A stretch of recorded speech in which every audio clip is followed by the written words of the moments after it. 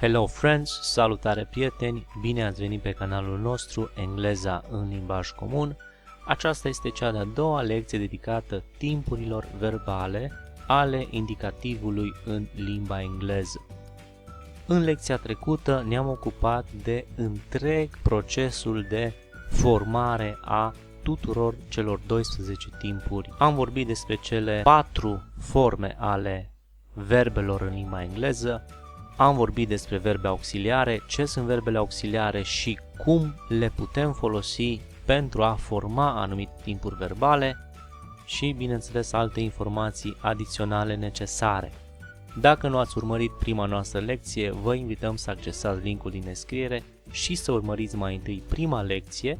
În acest mod, informațiile prezentate vor fi mai ușor de asimilat pentru voi. Lecția de astăzi este o aprofundare a cunoștințelor deja dobândite după prima lecție. Vom lua fiecare timp verbal în parte și îl vom prezenta în detaliu. În această lecție ne ocupăm de construcția propozițiilor afirmative pentru fiecare timp verbal în parte, la fel cum am făcut în prima lecție, urmând ca în lecția a treia să vorbim atât despre propoziții afirmative cât și despre cele negative și interogative. Interogative însemnând, bineînțeles, întrebări.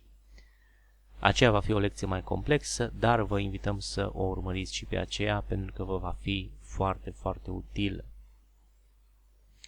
Așadar, să începem cu această lecție. Primul timp verbal, present simple.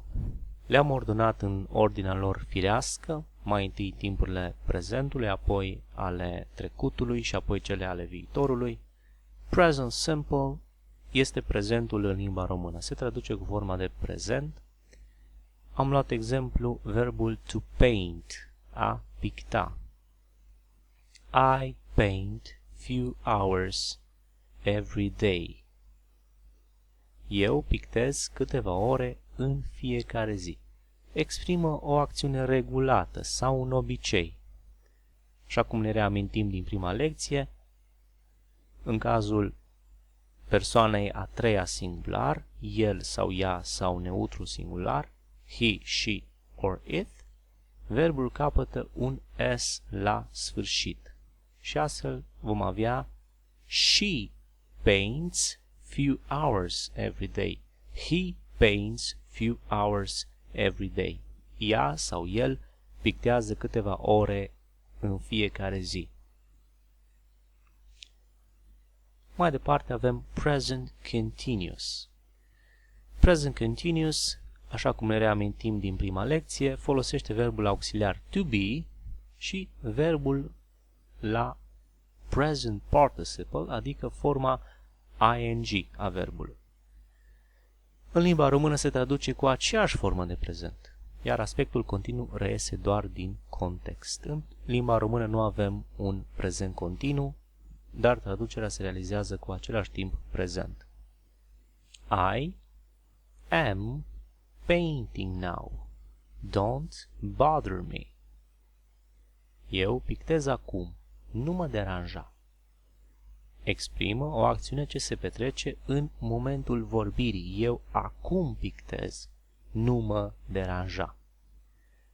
Am folosit forma am a verbului to be. Forma is. He is painting now. Don't bother him. El pictează acum. Nu-l deranja. Și forma are. We are painting now. Don't bother us. Noi pictăm acum, nu ne deranja. Mai departe avem present perfect. Așa cum am explicat și în lecția trecută, present perfect se numește prezent, dar practic el este un timp trecut. Este doar conectat într-o oarecare măsură cu prezentul. Am zis că folosește verbul auxiliar to have plus a treia formă a verbului, adică a treia coloană din tabel pentru verbele neregulate sau se adaugă ed pentru cele regulate. Având în vedere că este present perfect, este considerat totuși prezent perfect, verbul to have îl vom pune la prezent și vom avea have și has. Has, bineînțeles, pentru persoana a treia singular. I have painted a similar picture, so it's not complicated. I have painted a similar picture, so it's not complicated. Am pictat un tablou similar, așadar nu este complicat. Exprimă o acțiune încheiată, fără precizarea unui moment exact. Și într-o oarecare măsură este conectată această acțiune cu prezentul. So, it's not complicated. Așadar, nu este complicat. She has painted a similar picture, so she is a good painter. Ea a pictat un tablou similar, așadar este o pictoriță bună. În limba română se traduce cu perfectul compus sau perfectul simplu. În mod normal avem tendința să-l traducem cu perfectul compus, deoarece cei mai mulți dintre noi, vorbitorii de limba română, folosim perfectul compus, nu și perfectul simplu. Foarte puțini vorbitori de limba română folosesc perfectul simplu. Pictai un tablou similar, acesta este perfectul simplu, noi folosim am pictat, adică perfectul compus. Totuși, perfectul simplu exprimă mai bine ideea aceasta unui trecut recent. Pictai un tablou similar. Așadar putem să traducem atât cu perfectul compus cât și cu perfectul simplu. Mai departe avem ultimul timp al prezentului, present perfect continuous. Acesta este de fapt un mix între un timp trecut și un timp prezent. Același verb to have plus been plus verbul cu ing. To have îl vom pune bineînțeles la prezent și vom avea have și has, deoarece se numește present. Been rămâne fix și verbul cu ing. În limba română se traduce cu aceeași formă de prezent, iar aspectul continuu reiese doar din context. I have been painting since I was 12. I have been painting since I was 12. Pictez de la vârsta de 12 ani. Iar un exemplu cu has, he has been painting since he was 12. El pictează de la vârsta de 12 ani. Bineînțeles, în locul pronumelui he putem să punem numele unei persoane. Christy has been painting since he was 12. Christy pictează de la vârsta de 12 ani și așa mai departe. Așadar, exprimă o acțiune începută în trecut, dar care continuă și în prezent. Mai departe, primul timp trecut, past simple, este de fapt a doua formă a verbului. Pentru verbele neregulate, a doua formă din tabel, mai exact a doua coloană, iar pentru cele regulate se adaugă un ed la sfârșitul formei de bază. Se traduce cu perfectul compus în limba română. I painted an abstract picture last week. Am pictat un tablou abstract săptămâna trecută. Așadar, exprim o acțiune încheiată în trecut, la un moment bine precizat. Momentul bine precizat, săptămâna trecută. Deci este un timp încheiat care nu are legătură cu prezentul, comparativ cu present perfect, unde am zis I have painted a similar picture, so it's not complicated. Acesta este conectat cu prezentul, deoarece zic nu este complicat, iar exemplul celălalt, pentru ea, she has painted a similar picture, so she's a good painter, ea a pictat un tablou similar, așadar este o pictoriță bună. Este chiar mai evident acest exemplu. Past simple, bineînțeles, exprimă ideea unui moment încheiat cândva în trecut. Următorul, past continuous, folosește verbul to be plus verbul cu ing. Verbul to be, bineînțeles, pus la trecut, deoarece este un timp trecut, past continuous. Și vom avea was și were plus verbul cu ing. Acesta este imperfectul în limba română. I was painting when you came. Pictam când ai venit. Așadar, exprimă o acțiune în desfășurare în trecut la un anumit moment sau o acțiune întreruptă de o altă acțiune trecută. Un exemplu cu were. We were painting when you came. Noi pictam când ai venit. Așadar, acesta este past continuous. Procesul acesta de pictare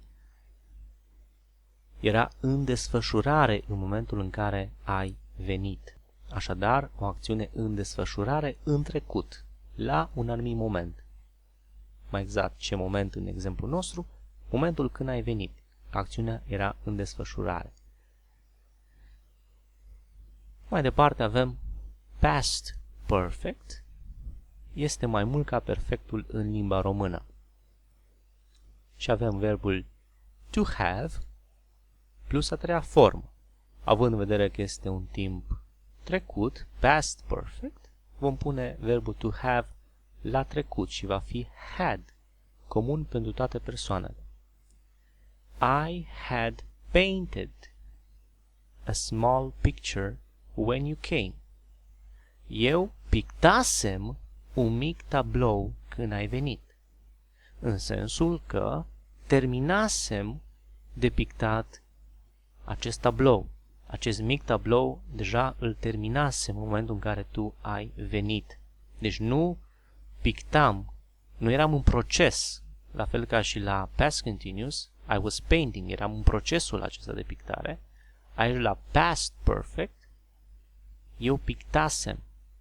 Am încheiat această acțiune, sau mai bine zis, încheiasem această acțiune. O acțiune încheiată în trecut, înaintea unui moment bine precizat. When you came, înaintea acestui moment, când ai venit tu, deja eu pictasem.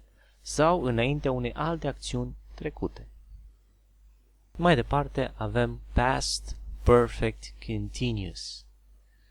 Folosește verbul auxiliar to have plus been plus verbul cu ing. Dar, având în vedere că este un timp trecut, verbul to have îl vom pune la trecut și va fi had. Had plus been plus verbul cu ing. În limba română se traduce cu imperfectul. Iar aspectul continuu reiese doar din context, deoarece noi în limba română nu avem acest timp exact în acest fel. I had been painting for 5 hours when you came. I had been painting for 5 hours when you came. Eu pictam de 5 ore când ai venit. Așadar, exprim o acțiune în desfășurare în trecut. Pictam de 5 ore înaintea unui moment bine precizat sau înaintea unei alte acțiuni trecute. Altă acțiune trecută, when you came. În forma aceasta, came este la past simple. Este a doua formă a verbului to come și este la past simple. You came. Așadar, o acțiune în desfășurare în trecut înaintea unui moment bine precizat sau înaintea unei alte acțiuni trecute. Mai departe avem future simple, primul timp al viitorului. Se va forma din will, specific oricărui timp al viitorului plus verbul la forma de infinitiv fără to, forma de bază. Atenție, aici nu vom avea un S final la persoana a treia singular. I will paint another picture. Eu voi picta un alt tablou. Dacă vom zice el va picta un alt tablou, vom zice he will paint another picture. Nu vom zice he will paint. Așadar, verbul rămâne așa cum este la forma de infinitiv, forma din dicționar fără to în față și va fi paint, comun pentru toate persoanele. Acest timp exprimă o acțiune ce se va petrece după momentul vorbirii. Nu întotdeauna trebuie să specificăm exact când se va întâmpla, ci la modul general. Se va petrece cândva în viitor, mai recent sau mai târziu, nu este neapărat să precizăm. Un alt timp, acesta este, pot să zic, un bonus, dar este important de precizat. Am pus 9.1, deci nu este practic un alt timp, este tot aici la 9, future simple. Legat de future simple ar fi viitorul cu be going to, or be going to future. Se folosește de același verb to be pus la prezent. De data aceasta, am, are, is, plus going to, plus verbul la forma de bază, forma de infinitiv fără to. Se traduce cu viitorul în limba română. I am going to paint something different. I am going to paint something different. Voi picta ceva diferit. She is going to paint something different. Ea va picta ceva diferit. We are going to paint something different. Noi vom picta ceva diferit. Exprimă o acțiune ce se va petrece după momentul vorbirii. De obicei se folosește când dorim să accentuăm ideea că acțiunea se va întâmpla cu certitudine. I am going to paint. Voi picta. Adică accentuăm cumva ideea aceasta, suntem siguri că acest lucru se va întâmpla. Următorul este future continuous. Acesta se folosește la fel ca și orice alt timp al viitorului de will, plus verbul to be, dar de data aceasta fiind un timp al viitorului, verbul auxiliar rămâne așa cum este el. Deci nu va fi am, are, is, formele de la prezent pentru be, nici was sau were, formele de la trecut, ci va rămâne to be așa cum este la forma de infinitiv, fără to în față. Și astfel vom avea will plus be plus verbul cu ing. În limba română se traduce cu aceeași formă a viitorului, nu avem un future continuous în limba română, aspectul continuu reiese doar din context. Un exemplu aici la future continuous, I will be painting landscapes tomorrow morning. Exprimă o acțiune în desfășurare la un anumit moment în viitor. Spre deosebire de future simple, unde nu specific exact un moment când se va întâmpla, la future continuous transmit ideea unui anumit moment.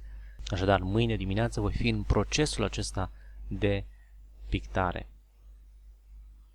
Mai departe avem future perfect.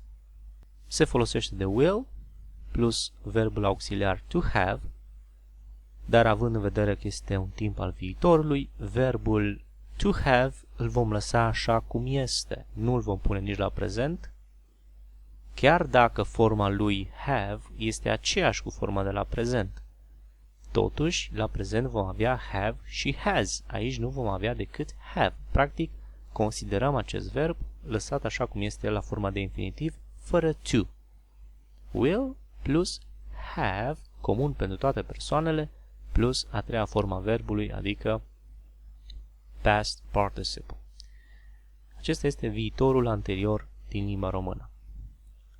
I will have painted 2 landscapes tomorrow at 7 p.m. Eu voi fi pictat 2 peisaje mâine la ora 7 p.m. Exprimă o acțiune încheiată în viitor, înaintea unui moment bine precizat sau înaintea unei alte acțiuni viitoare. Și ultimul timp verbal este Future Perfect Continuous. Se formează din will, la fel ca și orice alt timp al viitorului, plus verbul have, plus been, plus verbul cu ing. Important de precizat și aici, verbul to have nu este considerat acest have la prezent, chiar dacă forma este aceeași, și este considerat have forma de infinitiv fără to, adică to have fără to în față, deoarece la prezent vom avea și has, și have, și has pentru persoana a treia singular. Însă, în această situație, pentru Future Perfect Continuous, have va fi folosit pentru toate persoanele. Am scris și aici, similar cu viitorul anterior în limba română, dar având un aspect continuu. Traducerea se realizează prin utilizarea verbului auxiliar a fi, similar viitorul anterior, și modul gerunziu al verbului. Adică mergând, alergând, citind, scriind și așa mai departe. Exemplu, am dat un exemplu aici, voi fi citind, vei fi mergând, va fi alergând. Așadar, acesta este modul gerunziu în limba română. Un exemplu aici, I will have been painting for 3 hours tomorrow at 7 p.m. I will have been painting for 3 hours tomorrow at 7 p.m. Eu voi fi pictând de 3 ore mâine la 7 p.m. Și dacă vom lua un exemplu și de la persoana a treia singular, she will have been painting for 3 hours tomorrow at 7 p.m. Ea va fi pictând de 3 ore mâine la 7 p.m. Așadar, persoana a treia singular nu va avea has, bineînțeles, pentru că este un timp al viitorului. Toate aceste informații, repet încă o dată, le-am prezentat foarte complex în prima lecție. Vă invităm să o urmăriți dacă nu ați făcut-o deja.